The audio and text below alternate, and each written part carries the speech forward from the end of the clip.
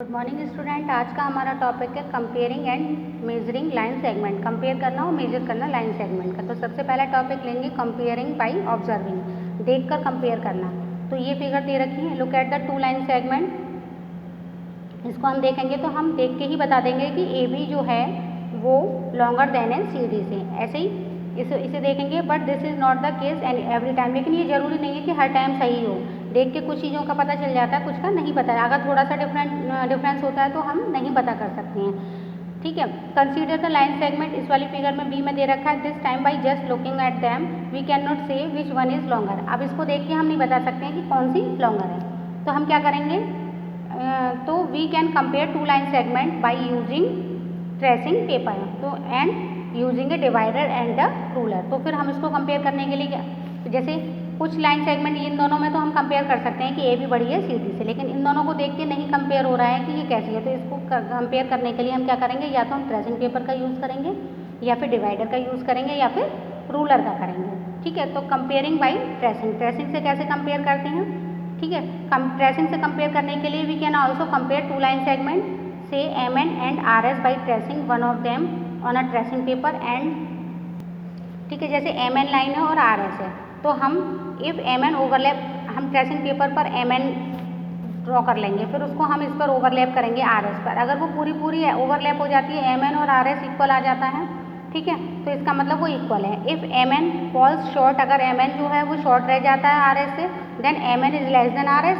और अगर बड़ा होता है, लॉन्गर होता है आर एस से, then M N is greater than R S. ठीक है, सिंपल है। उसके बाद में measuring a line segment using ruler. Ruler से तो सबको मेजर करना आता है, और मेजरिंग ये स्केल पर 0 से लेके 15 तक सेंटीमीटर दे रखे होते हैं, इंच भी दे रखे हैं। तो बस जो लाइन सेगमेंट ए बी है, इस पर ए पॉइंट पर 0 रखेंगे और बी पॉइंट पर देखेंगे कहाँ तक पहुँचा, यहाँ है 8 तक, तो ये हो गई 8 सेंटीमीटर की लाइन सेगमेंट। तो ए बी हो गई आपकी 8 सेंटीमीटर। इस तरीके से हम स्केल से कंपेयर कर लेंगे। उसके बाद में है कंपेयरिंग बाई मेजरमेंट। मेजरमेंट से कंपेयर कैसे करेंगे, जैसे कि दे रखी है पी क्यू दे रखी है, इसको हम एग्जाम्पल से समझेंगे। To find out which line segment P Q और R T has a greater length. अगर हमें ये नहीं दे रखा, पी क्यू दे रखी है एक लाइन और आर टी दे रखी है, ठीक है। मेजरमेंट से कैसे करेंगे, स्केल से पी क्यू को मेजर करेंगे, ये आई 4.7 सेंटीमीटर। ऐसे ही स्केल से हम आर टी को मेजर करेंगे और यहाँ लिख दिया हमने 4.1 सेंटीमीटर। अब हम दोनों को कंपेयर कर लेंगे, कौन सी बड़ी है, 4.7 सेंटीमीटर बड़ा है 4.1 से, इसका मतलब P Q is greater than R T, P Q बड़ी होगी आर टी से। उसके बाद में नेक्स्ट है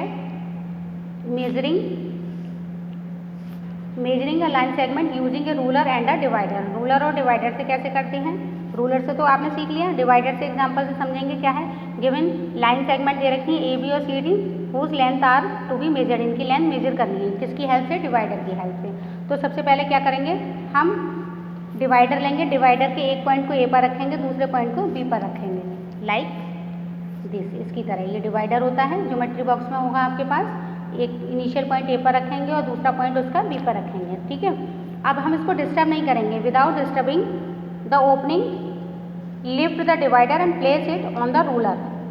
इसको हम क्या करेंगे, इसको रूलर पर रखेंगे। जब हम इसको रूलर पर रखेंगे तो 0 मार्क पर ए रखेंगे रूलर पर, और बी को जहाँ पर भी आएगा, ठीक है, इसकी तरीके से रखेंगे। इनिशियल पॉइंट को ए को इस पर रखा और दूसरा हमने यहाँ रखा, तो हमने ये देखा कि ए बी जो थी वो कितनी हो गई, 6.8 सेंटीमीटर, ठीक है। ऐसे ही सी डी पे डिवाइडर को रखेंगे इस तरीके से, और फिर इसको हम इसी तरीके से ऊपर जैसे रखा था, सी को पॉइंट को हम 0 पे रखेंगे, इस डिवाइडर को यहाँ से हटा लेंगे, डिस्टर्ब नहीं करेंगे इसको, और इसको डिवाइडर के एक पॉइंट को सी पर रखेंगे, दूसरा पॉइंट देखेंगे कहाँ तक जा रहा है, तो वो जाएगा 4 सेंटीमीटर तक। तो C D equal to 4 centimetre. इसी तरीके से हम देख लेंगे, तो हमें पता चल जाएगा ए बी 6.8 सेंटीमीटर थी और सी डी आपकी आई 4 सेंटीमीटर। इट मीन्स ये क्लियर हो गया कि A B is greater than C D. उसके बाद में नेक्स्ट है comparing line segment using only divider. केवल डिवाइडर का यूज़ करना है उसमें, ठीक है। तो स्केल की हेल्प नहीं लेनी है इसमें। तो इसके लिए हम क्या करेंगे, कैसे करेंगे इसको, जैसे टू लाइन सेगमेंट दे रखे हैं ए बी और सी डी, तो सबसे पहले क्या करेंगे, ए और बी पर डिवाइडर को रखेंगे, लाइक दिस, इस तरीके से डिवाइडर को रखा। फिर इसको हम ऐसे ही उठा लेंगे। Now without disturbing the opening, lift the divider and place it on the line segment C D. इसको हम एज इट इज उठाएंगे और इसको हम किस पर रखेंगे, सी डी पर, सी डी पर रखेंगे इस तरीके से, ठीक है। हम ये देखेंगे कि जो that the other pointer of the divider is exactly on D, अगर वो एग्जैक्टली डी पर आता है प्रॉपर तो इसका मतलब कि दोनों इक्वल हैं। और अगर इस तरीके से आता है, ओवरलैप करता है इस तरीके से, जैसे कम आता है तो इसका मतलब A B less than C D, और अगर इस तरीके से आता है तो इसका मतलब हो जाएगा ए बी बड़ी है सी डी से। इस तरीके से हम डिवाइडर, रूलर और इस तरीके से लाइन सेगमेंट को मेजर कर सकते हैं। Okay, thank you.